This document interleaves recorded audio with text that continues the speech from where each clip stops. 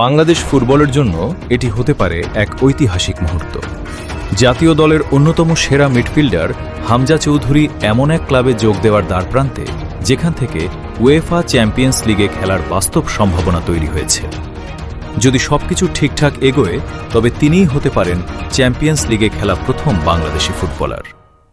আজারবাইজানের ক্রীড়াভিত্তিক সংবাদ মাধ্যম অফসাইড প্লাসের প্রতিবেদন অনুযায়ী, ইংলিশ ক্লাব লেস্টার সিটি থেকে সাবাহ এফকেতে যোগ দেওয়ার বিষয়ে হামজা চৌধুরী ও ক্লাবটির মধ্যে ব্যক্তিগত সমঝোতা সম্পন্ন হয়েছে।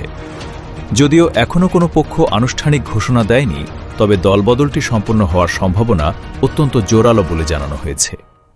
ট্রান্সফার মার্কেটের তথ্য অনুযায়ী ২৮ বছর বয়সী হামজা চৌধুরীর বর্তমান বাজার মূল্য প্রায় ৪০ লাখ ইউরো, যা বাংলাদেশি মুদ্রায় প্রায় ৫৬ কোটি টাকার সমান। সাবাহ এফকে বর্তমানে আজারবাইজান প্রিমিয়ার লিগের চ্যাম্পিয়ন হিসেবে ২০২৬-২৭ মৌসুমের উয়েফা চ্যাম্পিয়ন্স লিগের বাছাই পর্বে অংশ নিচ্ছে।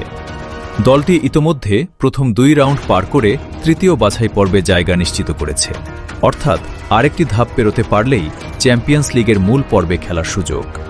সেই সুযোগ যদি সাবাহ এফকে অর্জন করতে পারে, তবে হামজা চৌধুরী সরাসরি ইউরোপের সবচেয়ে মর্যাদাপূর্ণ ক্লাব প্রতিযোগিতার মঞ্চে খেলবেন। আর যদি প্লে অফে হেরে যায়, তবুও ইউরোপা লিগে অংশ নেওয়ার সুযোগ থাকবে, যা হামজার ইউরোপীয় মিশনকে জীবন্ত রাখবে। লেস্টার সিটির হয়ে ২০২১ সালে এফএ কাপ এবং ২০২৩-২৪ মৌসুমে ইংলিশ চ্যাম্পিয়নশিপ জয়ের অভিজ্ঞতা রয়েছে হামজার। বাংলাদেশের জার্সিতে তিনি ইতোমধ্যেই দেশের অন্যতম বড় ফুটবল তারকায় পরিণত হয়েছেন।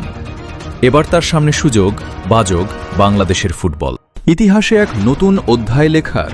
হামজা চৌধুরী যদি সত্যি সাবাহ এফকের হয়ে চ্যাম্পিয়ন্স লিগের মঞ্চে নামেন, তবে সেটি শুধু তার ব্যক্তিগত অর্জন হবে না, এটি হবে বাংলাদেশের ফুটবলের জন্য এক অনন্য গর্বের মুহূর্ত।